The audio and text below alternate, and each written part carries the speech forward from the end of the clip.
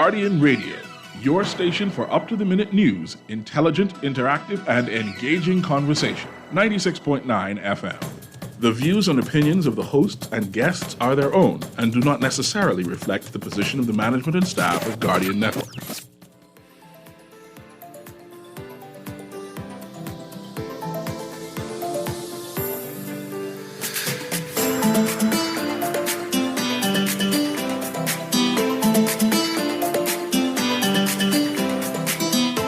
Good morning and welcome to Guardian Radio AM. Today is Friday, February 3rd, and it's a little after 11 o'clock in the morning. Once again, this is C.A. Newry, and I shall be your host for today as we have a provocative conversation.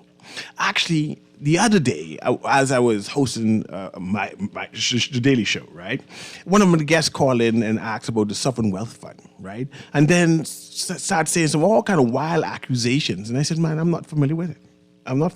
So I cannot speak on it. Of course, he got vexed at it, and I said, man, I just don't know. You can't blame me. So what I did, I said, I'm going to do some research, and I'm going to bring it back. I'm going to bring it back and discuss this sovereign wealth fund from a layman's perspective, right? Of course, there are some entities out there who have these conspiracy theories that think all kind of clandestine things are happening by the government who is trying to empower the people. So I say, let me bring our resident pseudo intellectual, Erin Green. She's going to sit in with me.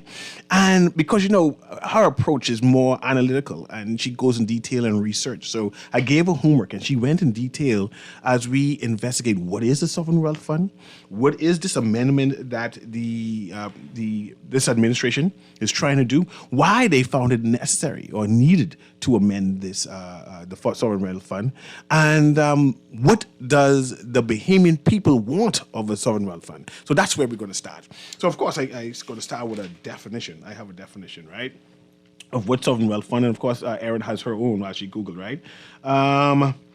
So a sovereign wealth fund typically manages and invests earnings generated by a country's budget surplus and for royalty payments for exploitation of their natural resources.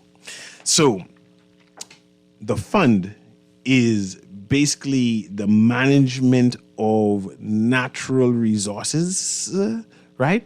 And the profit that we get from the sale or the exploitation of those resources is put into this fund for the development of the country, right? Mind you, there are different types of sovereign wealth funds, right? Some where they pay out to the citizens, some where they reinvest into the country for capital development, and some where they invest into the people, right? So what had happened was the current administration saying that the sovereign wealth fund that was created was inadequate, right? That it needed meat on it because it didn't give any details about how the fund is going to be managed, how it's going to be invested, who's going to be invested in, and which projects that is going to be invested in, right? So they got an amendment, right? So I want to throw out some dates that in 2016, there was the Sovereign Wealth Fund Act, right? It was done by the F&M administration, right? And of course, in 2019, I have this date down. Let me make sure I have it. 2022, right? The Progressive Liberal Party administration did a National Investment Fund bill, right? And that's what is going to be debated or what has been passed and what we're discussing today, right? The bill highlights that it has a framework that will provide for proper and transparent management of the country's natural resources, but also support the country's development needs. And that was the critique of the Sovereign Wealth Fund, the initial Sovereign Wealth Fund, because they're saying that it didn't do that. It didn't say what the natural resources money is going to be invested in, how it's going to develop the country. Mind you, the previous Sovereign Wealth Fund had a subsection. I'm trying to see if I write that down or anything, which was called the National Infrastructural Fund. And it was proposed, right, which will mobilize public and private capital from local and international sources to be deployed in a true spirit of public and private development, right? It's a partnership. But again, reminding the audience, the listening audience, that this administration found it necessary. So that's what I'm going to discuss with Erin. Basically, have an exchange with her in terms of why we need a sovereign wealth fund, democracy regarding it, and who is the fund for, the reason it for, is and who should own the fund. The initial fund, right, had basically the government owning the fund, right? It's being managed by the Ministry of Finance, and the government has a body where they manage the sovereign wealth fund. This new fund, the National Investment Fund Bill, will have a body, a private enterprise, who will manage and direct the path, right? And this is why I want to bring Erin in, because I know she wrote down some notes for me for an investigation. And what I'll do is pause here so I can get her into the conversation on what does she glean from her research. Go ahead, Erin. Well, what I've gathered is that the prior 2016 Sovereign Wealth Fund Act didn't have the mechanisms necessary to actually manage the funds that were put into them. What I gleaned from a statement from the Prime Minister, I think October 27, 2022, is that the National Investment Fund and its structure, right? Mm-hmm. The way that it structures this, these were created based on recommendations from the IDB. Okay. Right? And the Prime Minister suggests, or the statement suggests that the IDB has recommended that they use this particular mechanism to bring them in line with global practices, global best practices. But I think that was in an October 27th article in The Guardian with comments from the Prime Minister. So it appears on the surface that it is an improvement of the Sovereign Wealth Fund Act, but it's using different language.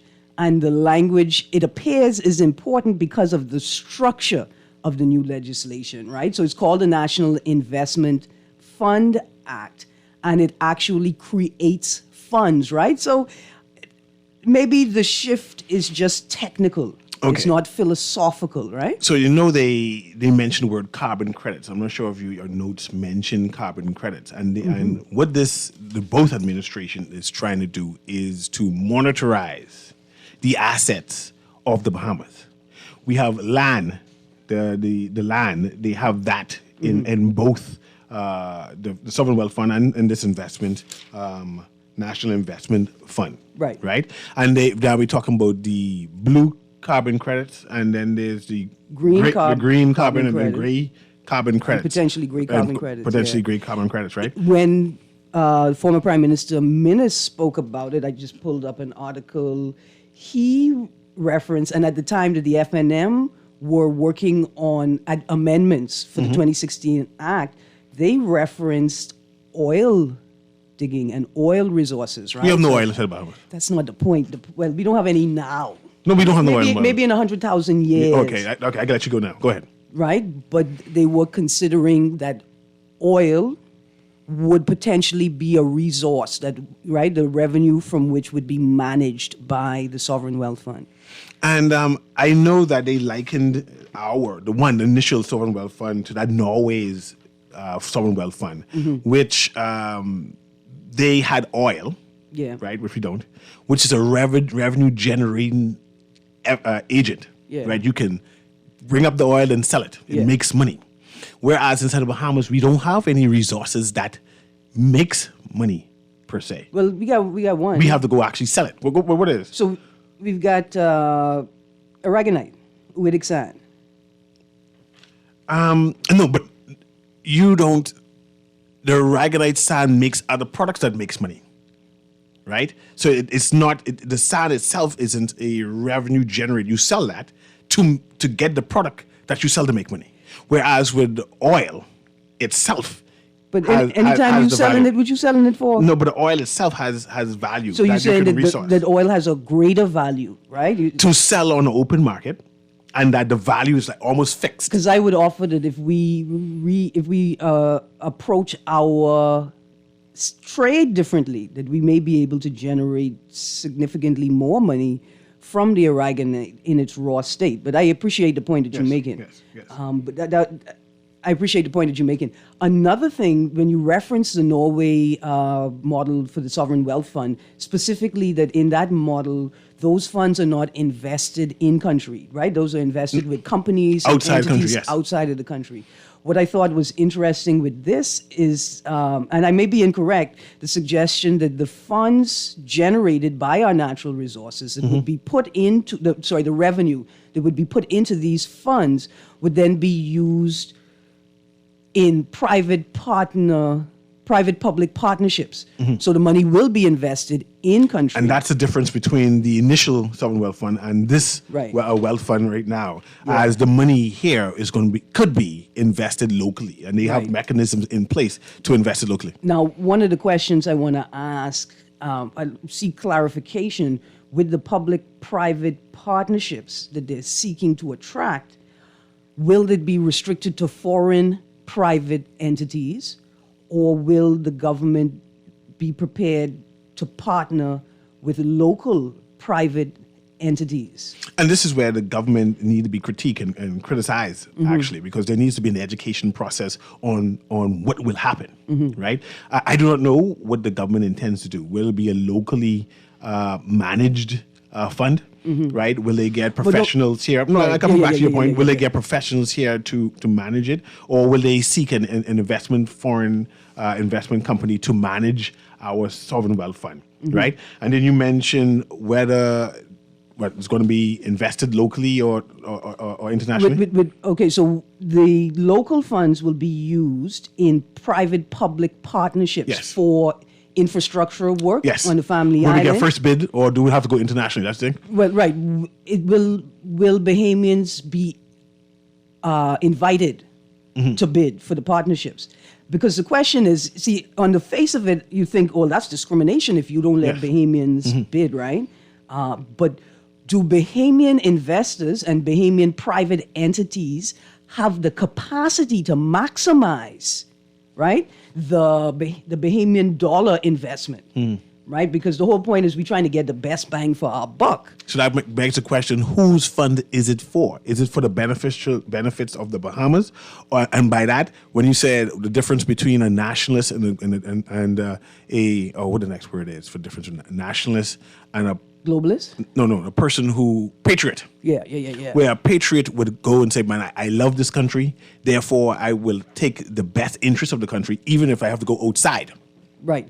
Or even if I lose, right? Or even if I lose, but for the benefit of the country. Right. Whereas a nationalist would say, I am entitled to this because I am a citizen, and these are what citizens have. Like this idea that I have the right to have the advantage in my own country, even if the advantage is over other Bahamians. Yes. So that's a nationalistic type point of view, which is completely different from a patriot point of view, who said the Bahamas must come first, no matter what. So that begs to the point where might be times where we have to go outside in order to get a better deal, which would benefit the Bahamas in general. So, like, if I could sort of stick a pin here, there are some questions I have about the whole thing, and one of the first questions is, can we embark on a venture of this nature without reinstating the Immovable Properties Act or some variation of the act, right? An amendment of the old act. And the second thing is this: does the government see the need, the obligation to provide transparency? Will it create overt mechanisms and transparent mechanisms to manage conflict of interest, right? Because if people are concerned that Bahamians, although their infrastructure will be improved, won't have access to the economic opportunities that result in that improvement, right? Who has the capacity to participate in these public-private partnerships? Well, it's the people with the big resources. And then we reach the point where some Bahamians are going to say, but the same people always getting the same contract. And this is why I'm concerned about the management of the Sovereign Wealth Fund. Right. Who will manage it? And how much political interference there is? Because you know, all of the government entities are appointed by the administration that is in power. Yeah. So do we assume that every 5 years, when a new administration comes in, a new board for the Sovereign Wealth Fund will be in charge, who will be doing the government's agenda in terms of spending the money, what project? And I'm saying, can this National Investment Fund survive The when politics. without any national plan?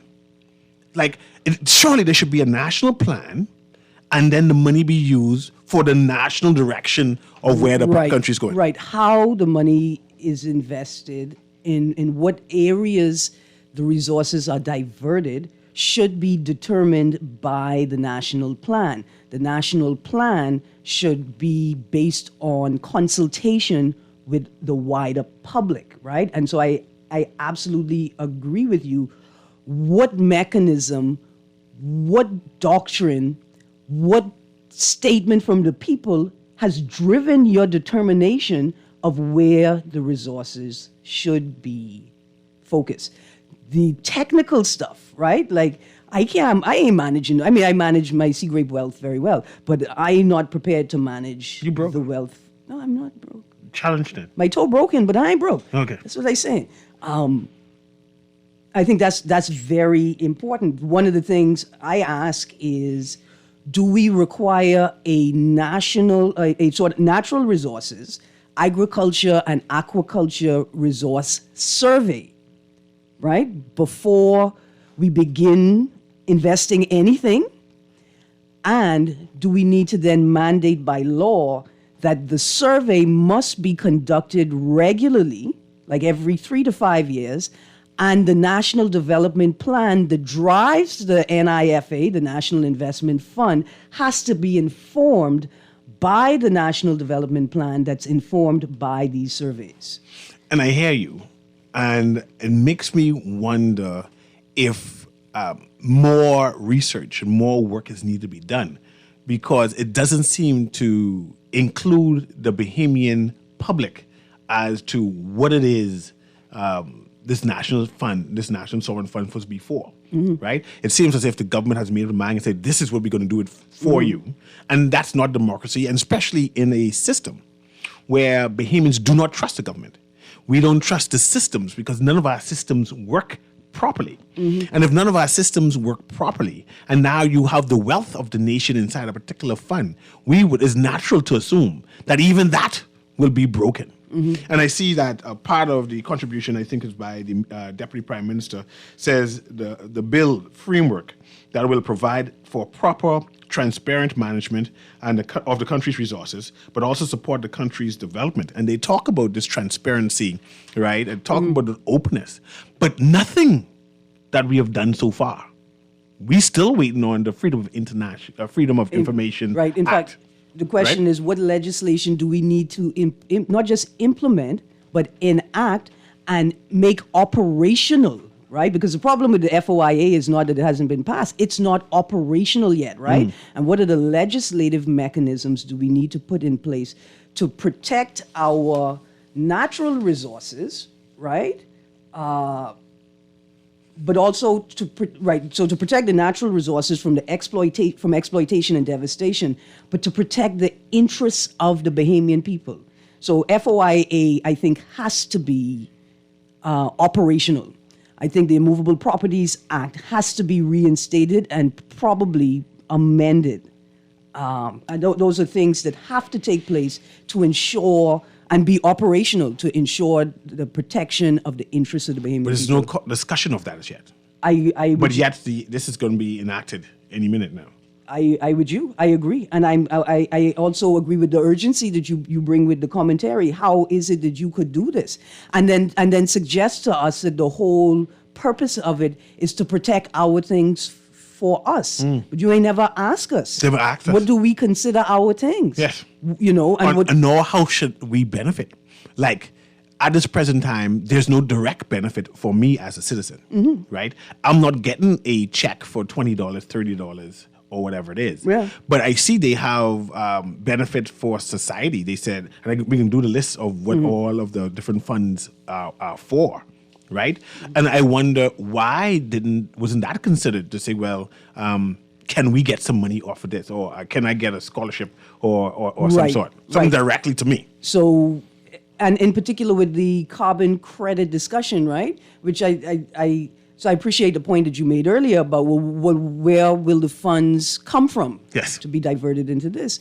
The government has never spoken about carbon credits related to the citizen. Like it's all going to go into a government fund. Yes. Right? And even the commentary here from the AG, and there's one specifically from the Minister for Investments and Tourism, he almost speaks specifically to the funds going to pay off the debt. Now, See, and the well, funny maybe that's what I inferred. yeah, from because the his fund ain't statement. for that. The fund is not for that. And And that's what and that was, I think that was in one of the earlier statements from last year, not as close to the time of the debate. You know, their commentary could change over that, but here it is from the minister. This bill has a capacity over time to ease the pressure on sovereign debt and improve our sovereign credit rating. There is a great opportunity through these funds to attract new investments in our country. A new infrastructure fund, for example, can roll in the existing bridges and leverage them to attract investments for bridges and hospitals and docks and airports. But I'm thinking if the bridge failing, how the bridges could generate more money for more bridges? Anyway, that commentary, right, now mind you, that commentary is from an Eyewitness News article, the 13th of December, 2022. And time has changed things, you know, and time has changed your perspective. But I think it's important for clarity from the government, right, that we know exactly what these funds are going to be used for. That's the purpose of creating a mechanism separate from the consolidated fund. yes, and we must quick to say that the sovereign wealth fund be separated from the consolidated fund. Yeah. This is a separate account Yeah. for special projects, and it's not necessarily the money is going to be moved to the consolidated fund to run in the whole Bahamas. It's like, you know, with the VAT money was, we were told it was going to be used for a specific purpose. Yes. And now it's That ain't being happening. used. It's like when you wake in and you get a little extra pay on your paycheck and your mommy know exactly what she going to do with it. Mm-hmm. It just, I mean, what I want to show people is you familiar with these types of things Yes. in your personal life, and you could relate to them. And this is where the concern comes about on who will manage it. Will it be Yes. politically managed, politically influenced, right, by a selected board, selected by the government in power? And what would be their objective in terms of what they invest the money into? Because we know that things will be invested. Just recently, the Prime Minister announced 3 things that he's planning to concentrate on, right? And will that, his opinion, be dictated to the persons who manage in the sovereign wealth fund? So these are the agendas for us, and whatever you spending, it could be on these 3 things. Right. So East Grand Bahama MP Kwesi Thompson was also very concerned. He was responding to comments maybe by both the Minister for Investments, Cooper, and the Attorney General, Pinder. Now, Pinder says, this is a quote from an article, AG outlines funds proposed under investment funds bill. Yes. 16th of December 2022. Pinder says, speaking specifically to the National Shareholding Investment Fund, and that is one of the 3 sub-funds, Yes. right? I think that's one of the 3 Yes, it's one of the 3 sub-funds, sub-funds. right? National Shareholding Investment Fund, Pinder continued. This government, in its blueprint for change, promised to the Bahamian people that it would create a new investment fund and consider transferring the government's private sector investment with consideration given to investments in APD, that's APD, Is the airport? or the port. I think it's Okay. the port, Arawak Port Development, Alive, BTC, Cable Bahamas, Bank of the Bahamas, and the Bridge Authority. There are, of course, other holdings that the government might consider putting in this type of private shareholding fund. The AG goes on. Consistent with the obligation in the National Investment Bill we present today, this fund will be managed using professional managers and have a professional fund structure put in place. One of the goals of the National Shareholding Investment Fund would be to allow the government to creatively and systematically leverage those holdings to allow them to work for Bahamians at large in furtherance of a modern, mature, well-run country. Now, You want to pause there? Because I want to ask, what do they mean by professional managers? well, I think they mean people who do this as their primary career, right? They're professional wealth investment, they're wealth investment professionals, and thus have an ethical standard that should prevent them. Let me tell you this. In Norway, Yeah. their chairman of their sovereign wealth fund was a philosopher, right? And he had no expertise in investments or anything. Yeah. His job was to bring the concept of ethics and have that as the high point in terms of how do you manage and do business and take care of the culture of the country's fund. Right, Right. because- And I know we have professionals, but does the ethics of how they manage things, especially when we see, because we have professionals at NAB, Yeah. that ain't working well. We have professionals at BPL that ain't Yeah, working. the We have resources. professionals. The resources is not the problem. No. The resources is the lack of cohesion and cogency and clarity in the systems that our resources are forced to work in. So I beg you again, what do they mean by these professional managers? Because we have professional managers who ain't managing our things pretty well. Well, when they say professional, what I instantly inferred was people that are not politically exposed. Everybody's or, politically or have exposed. no attachment to a political Everybody, party. we are the most, a country would have 90% persons who participate in the elections. We are politically exposed people. This is who we are. We go and protest and have our favorites. So to say that we can bring out independent people who are professionals, it's kind of uneasy for me because I don't believe it. See, I would say foreigners then, but then Well, there can't be no my foreigners, government right? talked to more foreigners than I talk to, and I don't know who is who. There you go. Yeah. Yeah, you see? But this is very important. So Kwesi Thompson goes on to say, sort of following your point, for his part, he said there were a number of problems with the bill. The problem, though, with this bill is that it is full of potentially political influence. See? So he actually hailed the government's intention to have the whole mechanism managed by private and possibly foreign entities. But he points out that the bill is still full of potentially political influence, right? And so the question of who manages the bill and how they are influenced by the administration, the political class, and the political culture is very important. Yes. Maybe we need to do what Norway did, and we need to set as the standard, right? The most important thing is the ethics of it, Yes. right? And that's what drives the fund and not the economics of it. Not the economics of it. You finished with that because I wanted to go and I wanted to detail what these funds are. I know you mentioned 3 specific funds, right? And I wanted to go in detail with that. And You got a couple texts now. we got a couple. You sure? Okay. So the first major fund, which will manage the National Investment Fund Bill 2022, will be BRIEF, which is Bahamas Resilient Infrastructure Fund, right? And this Bahamas Resilient Infrastructure Fund is Family Island based, right? Which will develop the Family Island. And the Prime Minister has already said that they're already in their 2022-2023 budget. They have already put in place that 10% of the revenue collected from the Family Islands property taxes and road fees, which will more likely accumulate about 200 million, will be already put into that fund to manage that. So that's basically in 2022, 2023, they have access to money to start this Family Island infrastructure program. So I found that interesting, and that they have a system for that already, which should be managed by the Sovereign Wealth Fund system.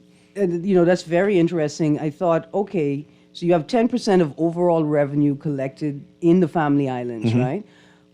But to what extent does Family Island development support economic growth in New Providence? And what percentage of the revenues generated should also be diverted back to the Family Islands? But that's what this was for, eh? You have 200 million that they will be diverted directly to the Family Island. But exactly where from? From the 10% from the total revenue they collected. From the Family Island. Only from the Family Island. Right. And what I'm saying If is, that money's small, they ain't get much money back. but not just that. It's not about whether, okay, what they produce themselves is small. I'm saying that what they produce is larger than what is generated in the Family Island. And there needs to be an assessment of the economic impact of the Family Island on the capital and Grand Bahama, because maybe some of those funds also need to be diverted to the funds to support Family Island infrastructural growth. You mentioned Grand Bahama. Is Grand Bahama a Family Island? Yes, it is. Grand Bahama is a family. Yes, it's it not is. a second city anymore. No, see, just because it has this is the thing. Just because it has a free trade zone in it, it doesn't mean it's not a Family Island. The places where the majority of the people actually live is like a Family Island, and I think that definition has hampered its ability to grow. Because we only see Freeport and think, well, why they need money there? And this is, again, one of my concerns. Without a national plan, there exists no national plan, right? So I don't know which direction the fund or the money is going to be used or how. How will the money generated be used in Crooked Island in contrast to a place like Grand Bahama? Will Grand Bahama get more access or easier access to the fund? Or will Crooked Island get, say, man, y'all backwards or primitive, for lack of a better word, I don't mean to demean them, so y'all should get even more money so y'all can play catch up? So my point is, what is the fairness in it? You know, no one is explaining that to me as to who gets who. I have the money, but why isn't it that Andres get the money first over Abaco? Right. Or Abaco had priority because they had the hurricane. And I think we need to do the work. And first of all, to decide where the work needs to be done, what work is going to get done, and to do the work, you need a different type of survey, Mr. Newry. You need a survey about population distribution. And you need to ask people, if there were infrastructural upgrades, would you move back to your island? And then you set out like a hierarchy of upgrade, for lack of a better word. What rate of development would drive you back to the island? 10% increase, 30% increase, 60% increase. What would drive you back to the island? That needs to be done before. And I know there are Acklands people, like speak for Acklands, who would say that they would go home if there were more commerce there. Yeah. And then there would be people who would say, man, they need a movie theater in the mall. Yeah. Which it means that it turns into New Providence, right? Yeah. Who determines what it is? And what is the adequate amount of infrastructure needed? Will it be the government? Will it be the managers of the Sovereign Wealth Fund? Or will it be the people of the Bahamas being intimately involved? And I don't see the people of the Bahamas intimately involved on where the money is being spent. Right. It seems to be still politically directed. And the fear that you're going to leave printed in people's minds is, did you already know where you're driving investment, not based on the needs or desires, right, projections of Bahamians, but on the desires of the foreign direct investor? And that's even more troubling, It's even more troubling, but it's so easy to leave Bahamians with that impression. Interesting. But let's go to the phone line. See if we get a phone call here. So patch the caller through. Let me see what they're saying. Go ahead, caller. Yeah, good morning, Ms. Green, and good morning to Mr. Newry. How you doing, man? Morning. Yeah, right. Ms. Green, Yes, sir. I can listen to you all day, and thanks for reminding the public that there's no such thing as a national development plan, right, Mr. Newry, without public input. I love you for that, Ms. Green. But here's what nobody's talking about, different from them not answering the question of how would they measure anthropogenic carbon versus carboniferous carbon? Nobody can tell me how they can measure that, but I know this is a financial instrument. But here's what nobody's talking about, Ms. Green. And I listen to C.A. Newry as far as ethics, and I agree with him. But here's what nobody's talking about. Let's say the carbon neutrality, right? We know that some of our outer islands are are sparsely populated, right? So they have more forestry, right? Yes. So they offset more carbon, so they could be able to sell carbon credits. Also, I'm not hearing this narrative about voluntary carbon credits, like people who like the personal landowners actually selling carbon credits on this is called a voluntary market, and so they'll be able to get monetary gains from this because they own the land and they have the trees on it. So it's really based on the amount of trees as far as the carbon neutrality concept as offsetting the amount of carbon versus what nature put out and which is anthropogenic. All right, and they're not talking about that. So I was reading up on this for a while, and what I noticed is that as time passed, the price of a metric ton increases. So it was less in 2020, and it's more now. And so initially, when I read it, it was but some of them say like from $2 and something 80 cents per metric ton, and $3 and something cents to 2021. But it actually speaks of different type of carbon credits, right? But they're not. No, I have never heard anybody talk about the voluntary market. All right, I've never heard that concept. And what I learned is from reading into here and there, the prices increases. So I saw the disparity in the figures, which firstly was $7 to $13, and then I see where they get as a third party where you say they put it on the securities or stock market and they sell it. So I see it as a financial instrument because when it reached that point, I see like $80 to $100 per metric ton. So this disparity leads me to believe that it's obviously a financial tool. But they're not speaking about that. And then they want to follow China and other these first world countries. But I read where people in China and certain first world countries, they are actually given checks for riding bicycles, not eating meat, etc. So I'm living green, but I'm not green in my mind. So this is too complex, even as far as calculating carbon emissions. I didn't even want to get into this paradigm. Yes, sir. All right? But it's not fair that, like you said, public consultation, and that only comes from educating the public. Yes, sir. Because I see this really as just that. So I don't know. I heard C.A. Newry saying conspiracy, but I don't know. There's a rumor that the government changed the sovereign wealth fund or whatever. But I don't know how they could sneak that in if they did it. But I really was totally ignorant about what that particular situation. I don't know anything about that. But I don't know if you guys could comment on that. All right, because this is basically a financial instrument. So even with the and C.A. Newry, with the aragonite, right? What they don't want to tell you is that the aragonites, they are basically calcium carbonates, right? But what they don't want to tell you is our aragonite is very pure, and they know that. See, I didn't mention that, but what I'm saying is we have different forms of aragonite. We have the calcite, the valerite. They basically have the same chemical constituents, but the structural formulas, they are structurally different. So they value more than the other, but we are still giving a flat price because of our ignorance. Have a good day. And moving forward, we need to find out. With the deals we already signed. How does it, having this sovereign wealth fund, this national investment fund, how does it impact that?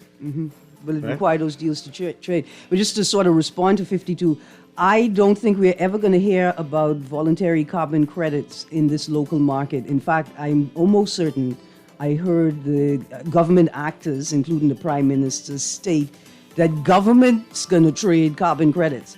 And this not, well, I'm paraphrasing, of course, this ain't a thing for the average citizen. That's why I tell you all, if you live in Pinewood, now is the time to turn it into a lake and tell the government if you're going to live in a lake, at least you could enjoy the carbon credits from it.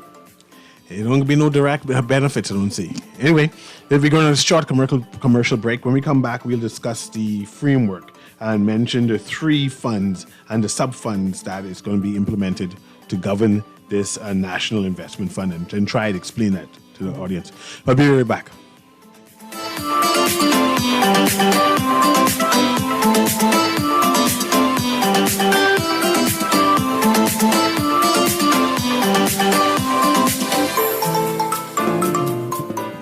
J.S. Johnson Insurance agents are the best. Reliable service, we've been on the scene, protecting since 1919. J.S. Johnson Insurance has the test. You're always covered with JSJ.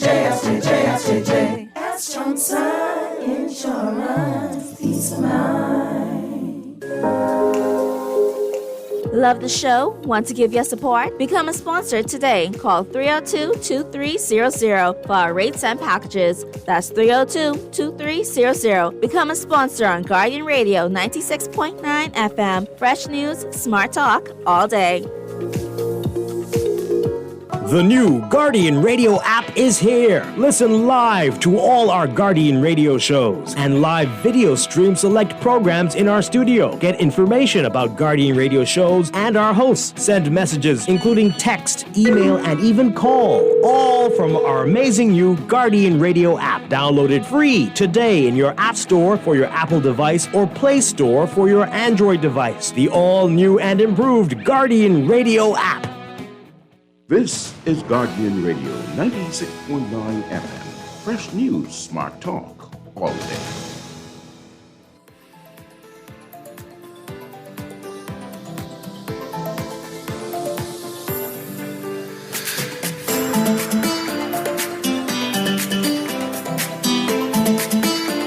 And welcome back to Guardian Radio AM with C.A. Newry and Aaron Green here, who's our resident student intellectual, who we're going to go into detail about the Sovereign Wealth Fund / National Investment Fund and the new bill that has been proposed or instituted for 2022. And I mentioned before the break that we want to go over the framework, the various funds. But before then, let's go to the caller who is calling now and see how they can add to this conversation. Go ahead, caller. Can you hear me? Yes, I can. How you doing, Newry and Ms. Green? Alan Johnson. Go ahead, Cialan. Yeah. Aaron and Newry, if a sixth grader can't understand what we're proposing, then it's definitely too complicated. Now, I think I'd sent both of you a video of what a sovereign wealth fund proper structure is based on the standards around the world. But let me speak to the Bahamian people. Because essentially what we have done is take all of the natural resources, and you're right, the government law basically take possession of all carbon credits in the Bahamas, no matter who produces it. 52 is correct. Aragonite is in multiple forms. In fact, the government in making this bill should have told us the 125 different natural resources in the country. Did y'all see any listing of the natural resources in the country where it says all natural resources? Known and unknown, seen and unseen, tangible and intangible? No. It isn't. So it's almost like you'll make the rules up as it goes about. But again, a sovereign wealth fund is just something that takes possession of all the assets, known and unknown, seen and unseen, tangible and intangible, to hold in trust for the benefits of the country. It's from that point, and you don't dump money into the treasury because it doesn't set a limit on the spend. It is from that point that the sovereign wealth fund that holds these assets seeks out sovereign asset management companies to manage each of those assets. And it could be multiple companies managing the same assets, just in different aspect of it. They don't own it. They just simply add value to it for the sake of making profit so they get their fees. And from that, proportionately, you can, through legislation, decide how much goes to the sovereign wealth fund and how much is dedicated for certain things that needs to be done. This is not rocket science. It's been done by Singapore, practically every state in the United States, Qatar, Saudi Arabia, Norway, all the countries that we have. None of them brings this complexity that we somehow want to deposit into the hands of the Prime Minister, the godlike powers over these 125 different natural resources. Just take, for instance, the power of aragonite. And I don't want to run on, right? But we really do have to have a conversation on this.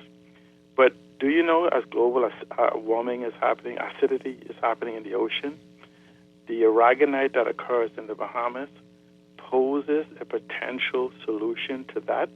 Because if you look at the balance of aragonite, just on the small Bahama Bank, we have over 150 billion tons of aragonite that's already been deposited. That's the little Bahama Bank. I won't talk about the large Bahama Bank. But there's a phenomena that happens in the Bahamas that creates the multiple grades of aragonite into the tune of billions of tons per year. I know we talk about mining it, but it's a whole this is where you have a sovereign asset management with professionalism that comes in, examines, gives reports, and everything else of that sort. So we don't have these happenstance, not knowing the full value we're getting, because we ended some PPP to say, okay, you manage the Aragonite and then do some roads and stuff. And we have no levels of accountability. And I think the bills that are passed is defective at best. And I do think that Bahamians must demand that we have a competent conversation concerning these resources. And just end in saying this. I remember when I started talking about carbon credits in the early 2000s, even the environmentalists in this town thought I was a crazy tree hugger. That I was fighting against Bahama Rock with them destroying the seabed, with them destroying the seagrass, with them destroying the mangroves, and all those various different things.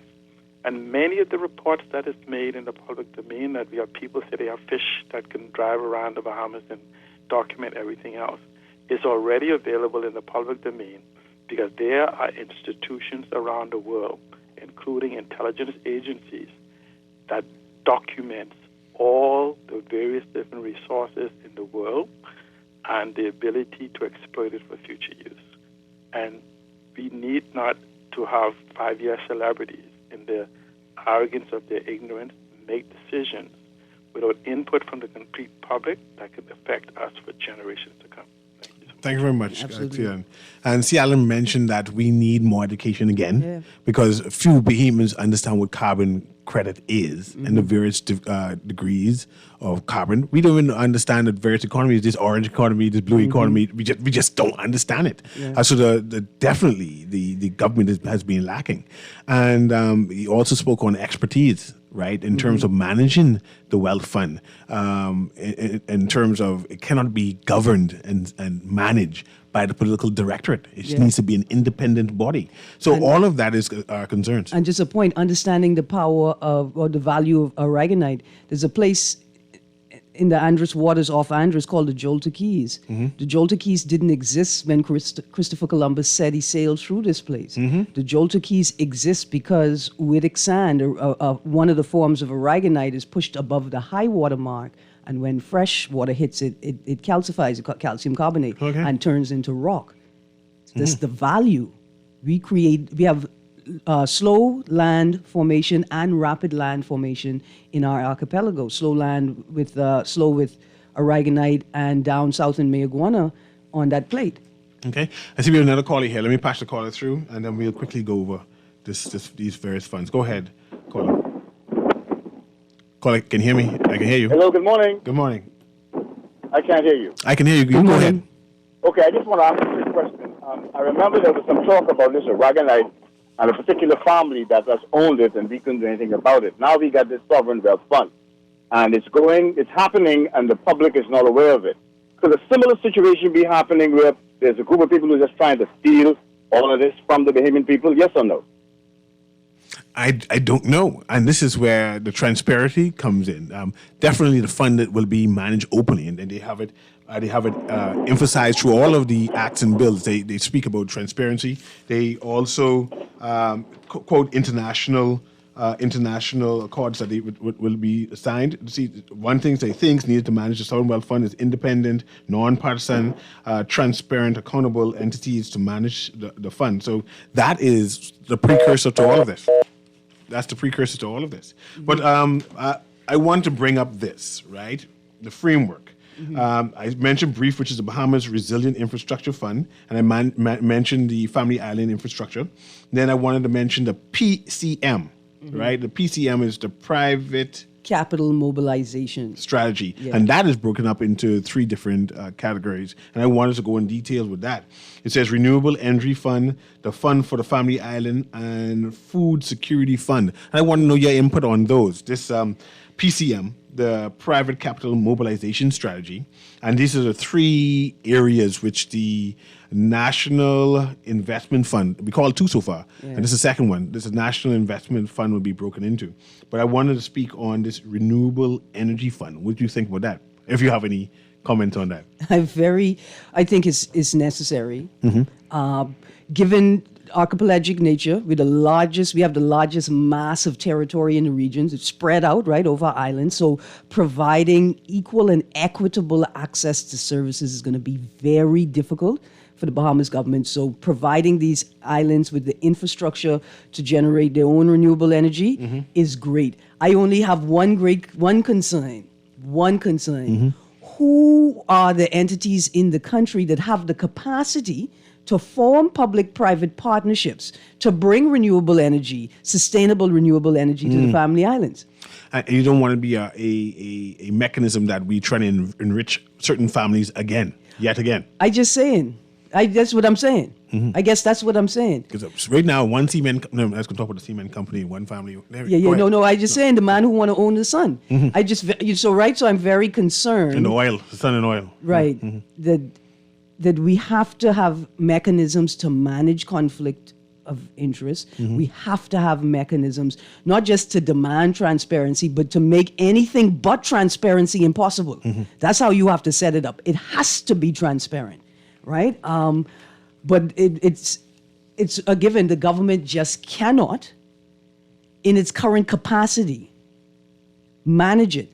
And New Providence people are subsidizing it, which is okay, because we're all equal and equal citizens with should have equitable access to all of the resources and the benefits of this country. So I kind of like that one. Like I said, just concerned about how the PPPs are managed. Now, man, I want to go to food security, right? Yeah. But this real estate, the third one, this real estate development fund, and I was trying to understand exactly what that means, because I know the Prime Minister office controls the land and property. I don't know what it means, but we need to have, before we could go any further with that, we need to have a reconciliation of the Crown Land Registry and the applications. We don't know who owned the land. Man, I know people who've been waiting I know people who've been waiting for over 20 years for their Crown land, have been told that it's been approved, and they cannot pick up the paper. Somebody always not at work. Before they can enforce, implement, start that, we need to have a Crown Land Registry, a land registry, a reconciliation of the Crown Land applications. And before you could take the value of the Crown Land and invest it in any mechanism, you need to tell these people why they couldn't get access to their Crown Land. It's 12 o'clock, Karen. That means we have to go. That means we have to continue this conversation. Quick note. Go ahead. If you've been trying to call the show and you can't get through, text the show and let us know what number you've been trying to call on. Because I got one heavy text just now. I want to text it and know they hurt my feelings. Oh, gosh. Anyway, this has been Guardian Radio AM. Take care.